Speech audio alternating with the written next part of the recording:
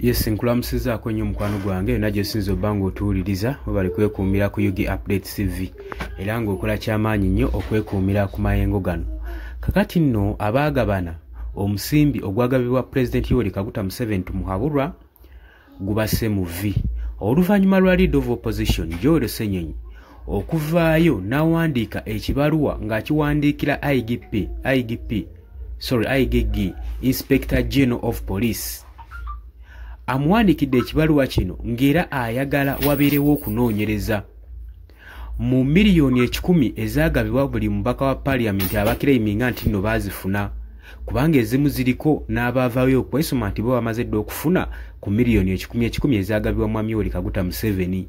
Newankubadde abamu bajja ne babuuza ne bagamba bannaye mutulagirire ku ka ofiisi abagenda okupiikinga ssente ke bagendamu wabula olwaleero gwandibakka mu V. Oli ku Yugi Updates TV gatana toyungako kirira wansi wala ekigambo subscribe kikoneko obeere nga otoyungako abali emitala w'amayanja mbanirizaako nnyo abali e Katoman, Dubai, Saudi Arabia, nammwe abali mu US, UK, nammwe abali ku muliraano Kenya saako ne South Africa mukola kyamaanyi nnyo okwekuumira ku mayengo gano.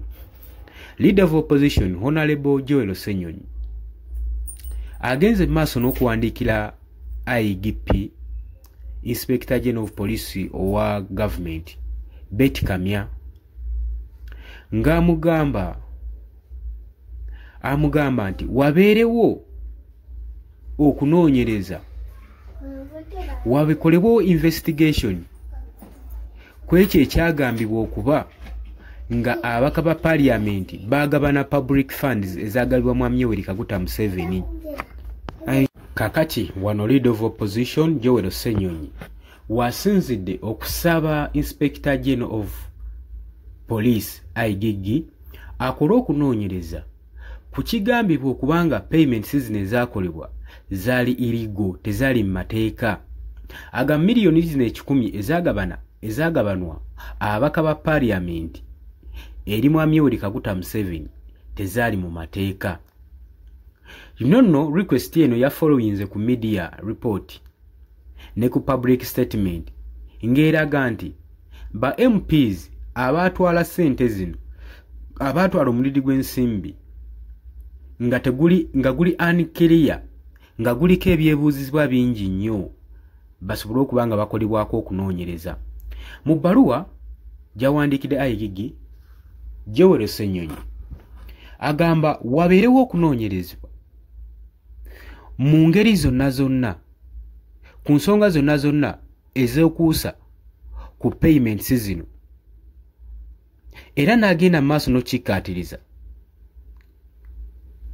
nti public kati egeetinze concerns naddala oluvannyuma lwa Honorable Kagambo Twaha member wa Parliament owa Bukoto South we yamaze okuba nga admittinga ku television ng'agamba nti ye yafuna dda ssente nga yeerumiriza okuba nga yafuna dda ku musimbi guno.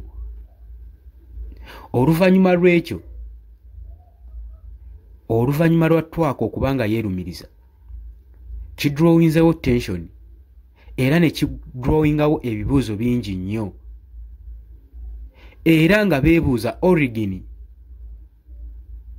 n'ensonga ya payments zino eza ssente yali yeekuusa ku ki. Mu bbaluwa Joel Ssenyonyi ayita abeerewo details eziva mu kunoonyereza nga zifollowinga areas zonna zino ssente mwe zaatwalibwa. Agamba zino source of funds investigation erina okwe-establishinga ssente zino gye zaava era balina okuba nga bali clear okulaga government ministry ne department ne ba agency abaali responsible okugaba ssente ezo ezaali eza public funds. Era ayagala n'okumanya budget eyakolebwako allocation saako ne source oba source eyakozesebwa nga payments zino zikolebwa.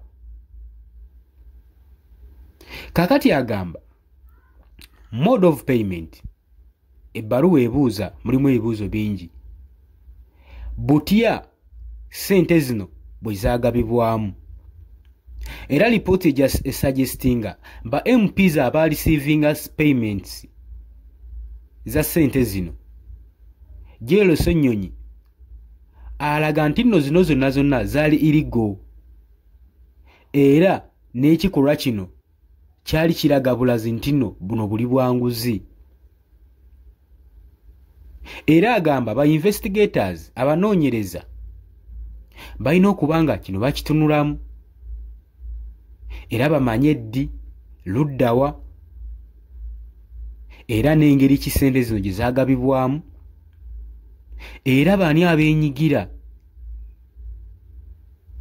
mu kugaba ssente zino mu processing egenda mu maaso ey'okugaba ssente baani abeenyigiramu. Agamba mu lipooti eno ataddemu wabeerewo okunoonyezebwa kwa purpose of payments, ensonga y'okugaba ssente zino. N'agamba ekirala ekisinga amakulu yeetaaga bamanye omugaso gwa payments guno gwali gwekuusa ku ki. Payment eno yali intention zaayo zaali ku ki? Okulaba nga zigenda mu parliamentary functions. Era abuuza constituency development oba ensonga yonna omugaso gwazo gwali ki. Era agamba public demanding clarity, okumanya sente zino kinsonga eno yali official okubanga payments zino zigenda mu maaso oba.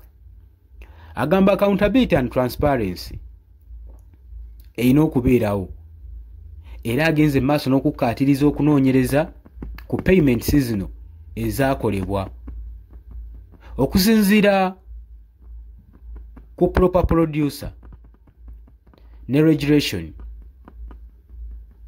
transaction ne transparency. Walina okubeerawo ekirala where the necessary approval obtained ebiraga obukakafu buli luddawa. Agamba okunoonyeza kulina okulaga kyoba waliwo system ekyayisibwa eyakolebwa nga kino kigenda mu maaso. Era agamba ne accountability mu kukozesa public funds zino nayo yeetaagisa. Agamba lete ne demandinga okulaba okuteekawo determination oba okudetermininga ba MPs bameka abaagabana omusimbi guno abaatwala ssente era bawe ne sayizi ey'omuwendo gwe baatwala. Agamba kya mugaso nnyo okwa-identifyinga ba members era n'okwensuwalinga nti public resources tezimisusingibwa. Jewero Ssenyonyi agenda maaso n'okupointinga nti kano si ke kabadde akaseera akatuufu ak'okukolamu payments zino ng'eggwanga ligenda mu maaso n'ebizibu. Era ne lipooti esuggestinga nti payments zino mbu zaakolebwa kiro mu ttumbi baagendangayo kiro. Era kino kyongera mu maaso n'okuteekayo ebibuuzo bingi ekikula ky'okugaba ssente kino engeri gye kwakolebwamu era n'obuvumu bwe baayina. Era yayongera agamba investigation erina okuba nga ekolebwa. Oli ku Yugi Updates TV kosinzira oba nga otuuliza gwe atanatwegattako kirira wansi waliwo ekigambo subscribe kikoneko obeere nga otweyungako. Nabagambye dda abali emitala w'amayanja mbalamusizaako nnyo. Kimanyi kwe muli mugenda mu maaso n'okuba nga mulayikinga musharinga abajja mu comment section mbaanirizaako nnyo. Naye nga okunoonyeza nga wekugenda mu maaso ayigigi bamutaddeko akazito titumanyi bino we binaggwera n'abaagabana ssente ke kaseera oba baziseseme. Olowooza otya ku nsonga eno? nkwanirizaako nnyo mu comment section.